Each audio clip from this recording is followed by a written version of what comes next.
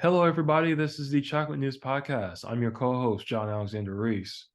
And your co-host, Andria Carter. And if you did not know, the Cincinnati Herald has been around since 1955 and is the leading African American owned newspaper in the greater Cincinnati area and northern Kentucky area. How's it going, Andrea? Oh, great, John. How are you doing? I'm doing fine. I'm feeling this well, technically it's not fall yet, but it's gonna be fall in like maybe what, a week or so? But I'm Yeah, feeling this. I think it's Oh, next week. It's going okay. to happen. It's usually around the 21st, 20th or the 21st. I can never remember which day it is, but Right, but I'm feeling this fall weather already, so I guess that's good. yeah, I was thinking I was out last night. I happened to go to the Corinne Bailey Ray um, Oh yeah. concert last night. Oh my God, How it was was it? wonderful. It was wonderful. She did two encores. Hmm. And she sang all new stuff. And she's usually a little out there with her music, but it has a purpose.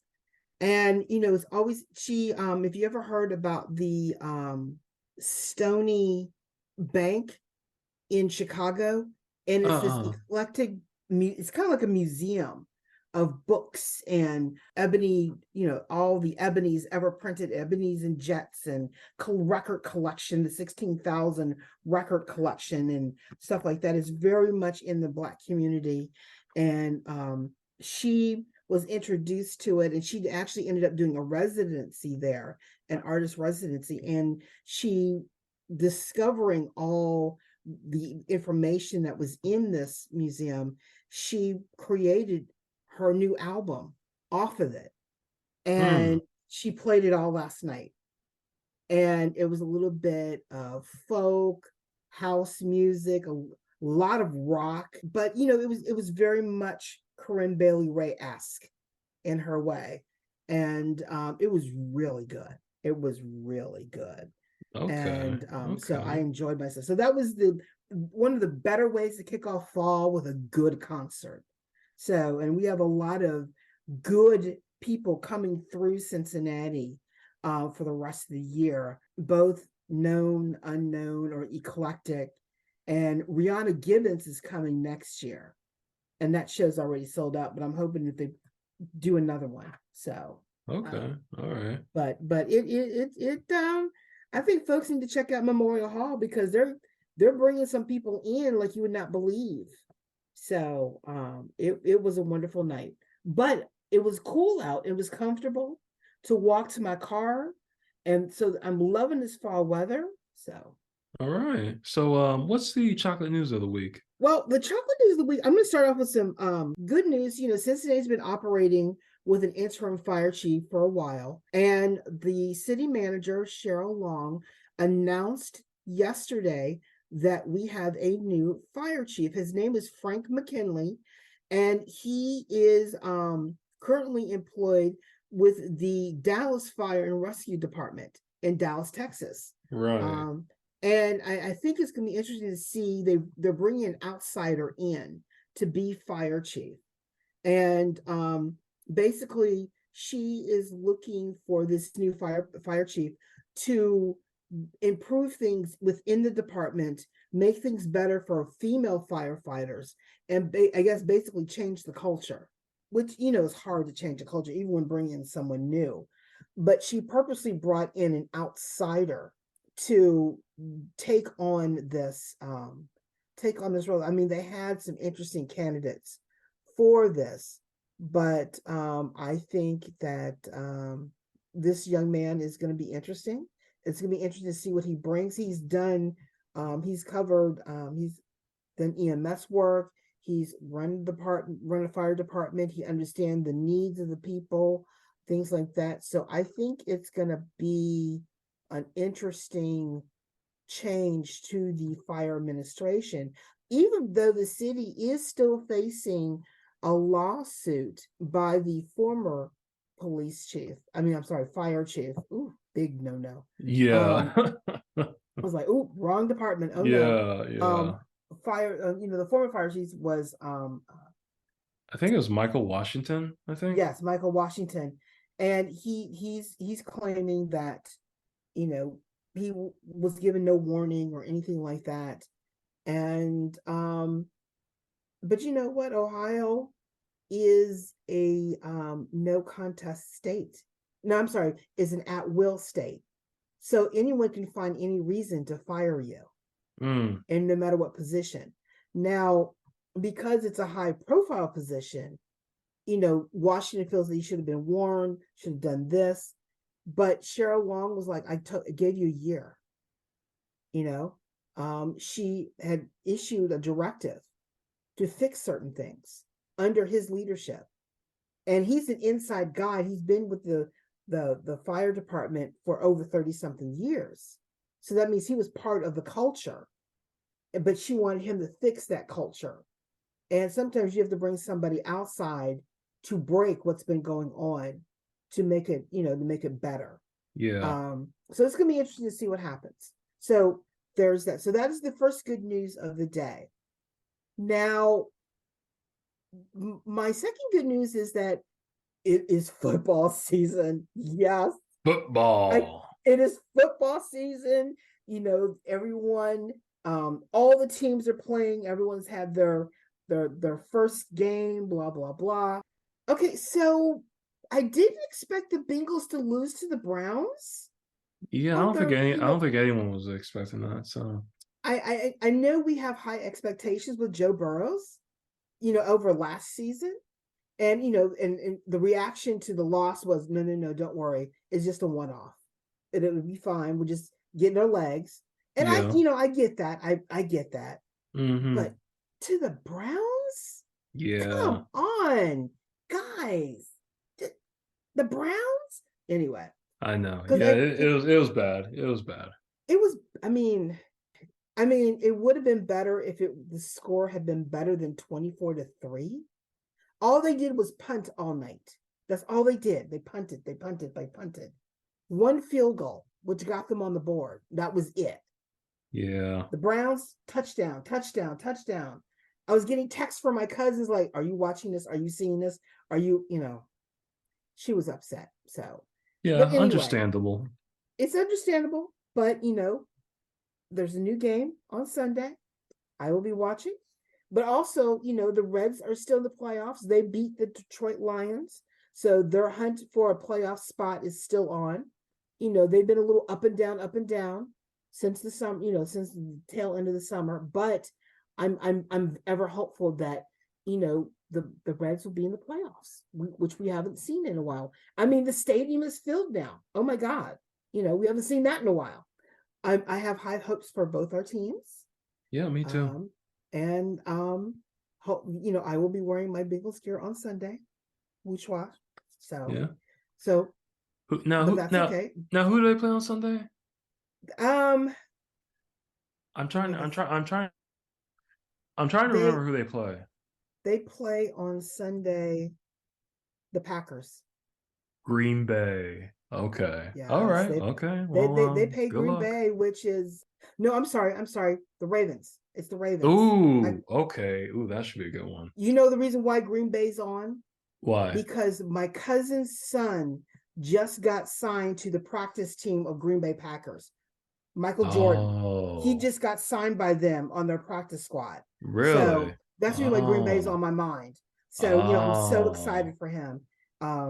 He was with the Bengals. They let him go. He's been other places. So now he's with Green Bay. So I'm hoping he gets back from practice squad onto the regular team. So we'll see what happens. Yeah. And then I think they play Los Angeles after the Ravens, so that should be a nice rematch.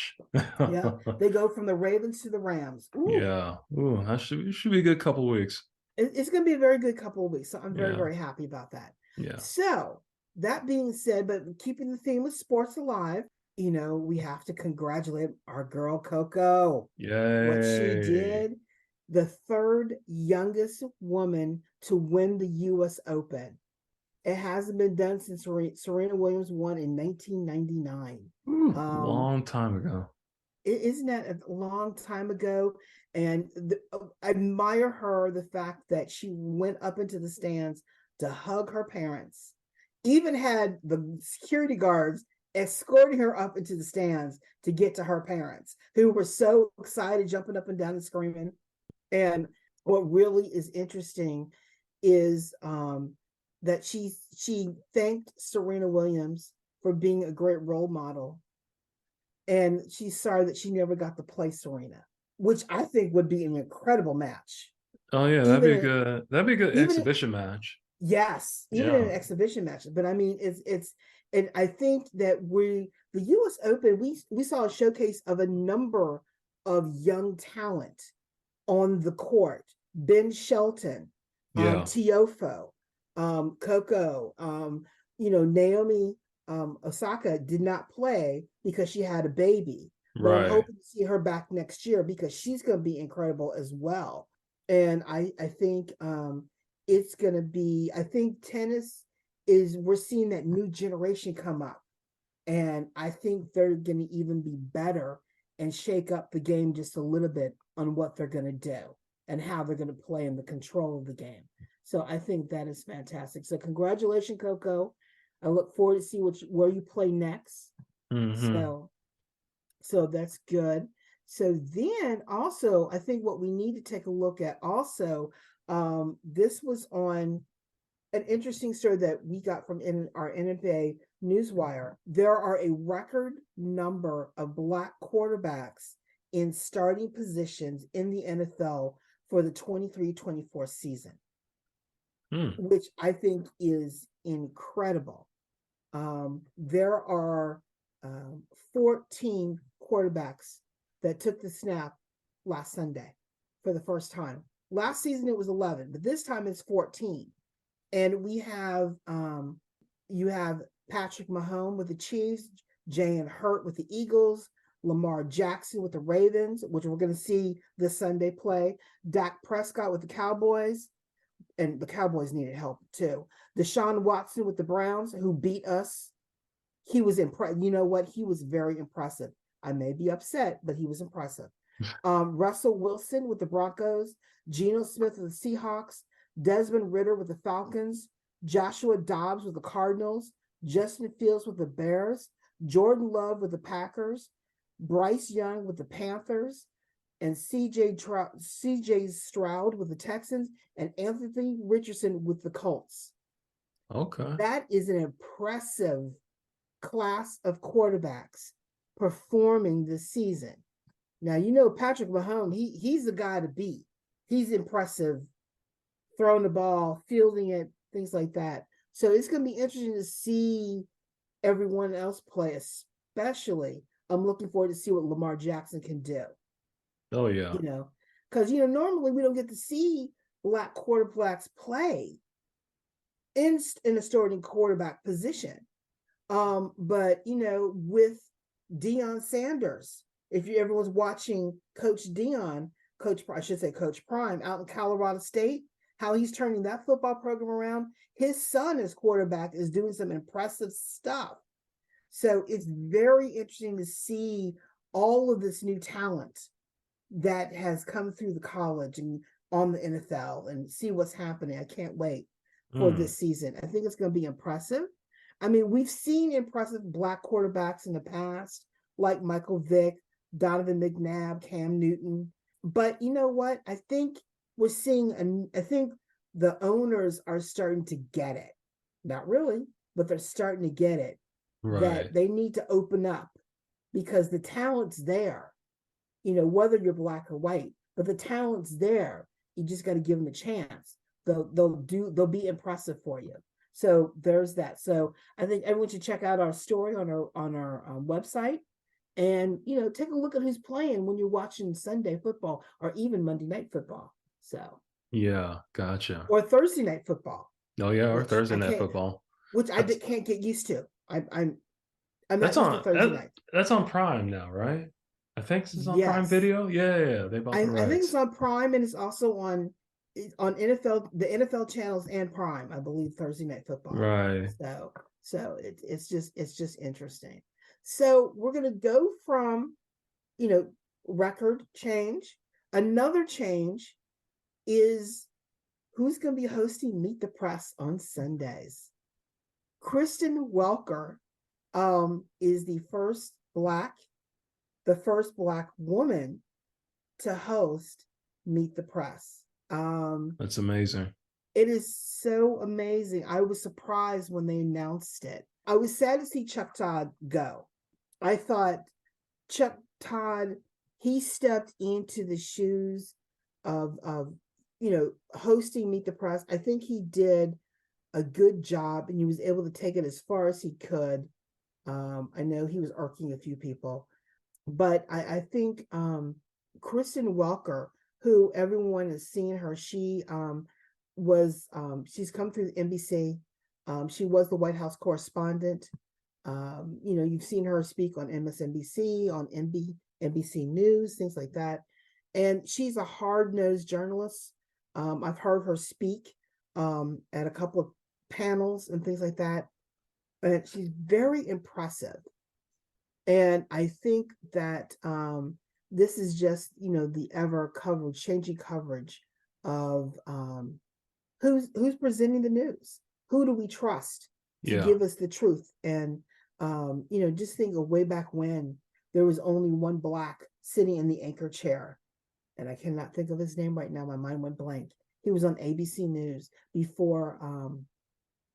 That's bad when your mind goes blank, and you've been around forever. And it's just one of those things where you have Peter Jennings. Yeah. Was it. And then you've had, you've seen David Muir is doing an impressive job right now with ABC News. Ted Koppel has done it, Liz Cho, TJ Holmes, for a minute, Elizabeth Vargas. But, Barbara Walters did it for a minute. But way back when, it was, who was it? I cannot think of his name. It's going to irk me. But, it's just hard to believe that who has come through the ranks and see who's hosting news after news after news. But I wish her well. I think she's going to do an excellent job. She has a good bent on what is happening with the politics. I think she's going to be around for a long time. And she's of the caliber with Jen Psaki and Margaret Brennan and Martha Raddatz and all those who know about politics, who know how to break it down and who know how the inside play occurs. So it's going to be fun to watch her. Speaking of Christian, one of the stories that she's going to be covering on Sunday is this proposed impeachment inquiry against President Joe Biden. Oh, boy. Yeah, I know. It's kind of like, for what?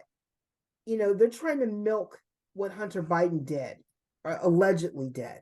Yeah. And, Hunter's been upfront about it. Yeah, I did wrong. He's admitted, we've heard all about it.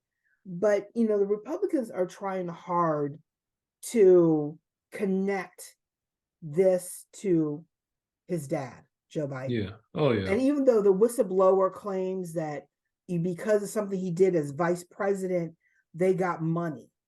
And I'm like, whether it's true or not, at this point, it should have come up, with Oppo.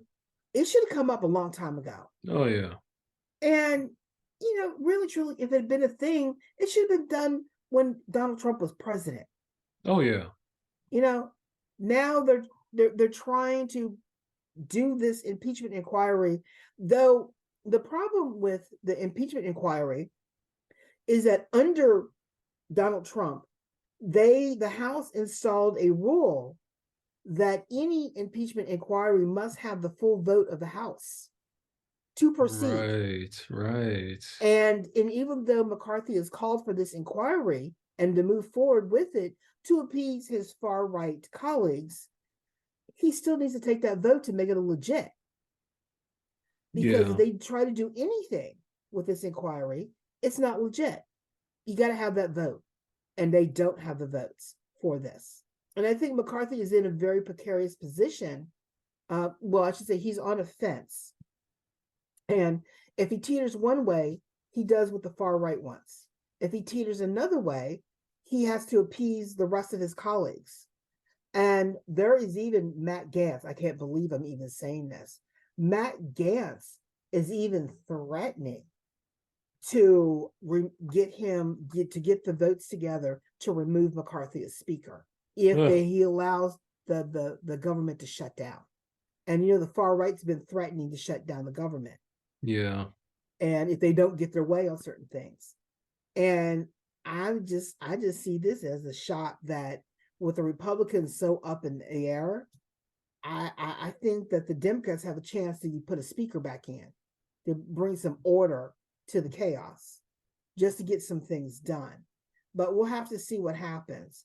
So, Yeah. but it's a shame that we have to go through this.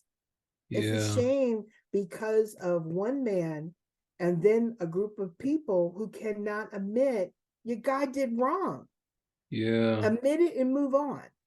But, when you want to hang on power, you're going to struggle and do what you can, try to change the game. Yeah. So we'll just have to see.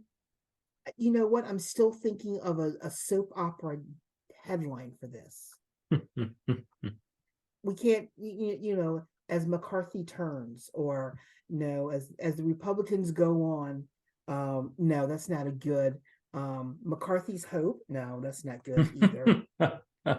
Um, I don't know. I'm sure we'll think of one well, I eventually. don't want to do Days of Our Lives because that's not worth it. Or what's the other one that's still General Hospital still running? Yeah, Young and the Restless, Young and Bold the and the Restless. No, they're not Young and the Beautiful. Restless. No. I guess I have to say all of the politicals or all my Republicans. I don't know. I'm going to come up with something. So, Right. but that being said, the last good chocolate news that I have this week. So, are you going to do the chicken dance over the weekend, John? I don't know if I do chicken dance, but I wouldn't I mind mean, going it's a rite of down. passage. You're not a It, Cincinnati unless you've done the it, chicken dance. that's what they say, but As I'll one who just is, I have broken down. I have done the chicken dance on Fountain Square. I have done it. So, it I mean, is. It's Oktoberfest is always good for good beer, good food, wonderful entertainment. You have to see men run around in their little shorts, Lita Holden. Great German beer. I'm gonna have to say this: potato pancakes, cream hmm. puffs. I think sauerkraut. Well, no, I'm not a huge fan of sauerkraut Yeah, I'm not a myself. sauerkraut fan either. But I am a fan. I am a fan of brats and Mets though. So yes, if I brats, do Mets. go down there, that's what I would be getting. I wonder if they're gonna have pierogies. Isn't that like is that German food pierogi? Well, it's kind of like more Polish esque, but Okay. I think Germans do eat pierogies. I'll put Okay. this. It's potatoes. Potatoes. Okay, It's potatoes, gotcha. flour, and sour cream together. Okay, Um, gotcha. but I mean, it's Oktoberfest, so just remember the streets are gonna be shut down. Um, Yeah, a whole bunch of streets like Fifth Street shut down, Sycamore Street, it's just yeah, it's like, a lot of stuff is gonna be marked down. yeah. I mean, it's back at Fifth Street only because of the Bengals game and the Reds game going on this week, and that's too much traffic down there. So they pulled it back. Ooh, it's going to be busy this weekend. Oh Oh my. yeah, so busy.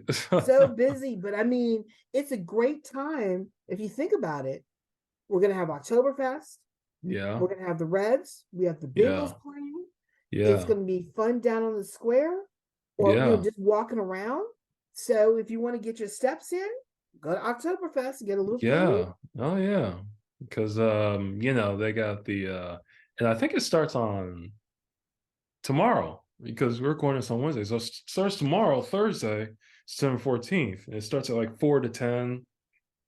Then Friday, I think it's 11 to 11. Same thing on Saturday, 11 to 11. And then on Sunday, I think it ends at it's like from 10 to 7. So a lot of time to do a bunch of stuff. And it's also, Cincinnati Oktoberfest. It's like the second largest Oktoberfest in the world, I believe. I think like Yes. right below Munich, the OG. Oktoberfest. I So like that. I really like yeah. that. And Samuel Adams is the sponsor, and they always have Yeah. some good beer. Yeah. Um, so I think it's gonna be fun to immerse yourself in a wonderful event. And also they always have fantastic local music Oh performing. yeah. Oh yeah. So I'm looking forward to it. I'm gonna try and get down there and get some pictures. Just go with some friends and have a good time. So Oh I'm looking yeah. forward to it. Oh, and they're gonna have strudel too. I can't forget about Yes, strudel. I need to get some strudel. Yes, strudel. I need to get some apple yes. strudel.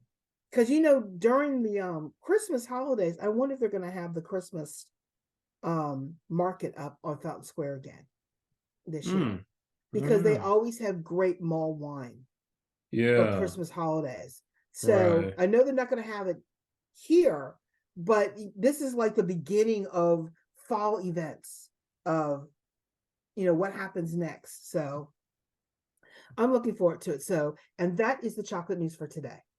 All right. Well, thank you so much, Andrea. And well, that's it for today's show. And I want to thank Andrea again for all of the great chocolate news. Thank you so much, Andrea. Oh, my pleasure.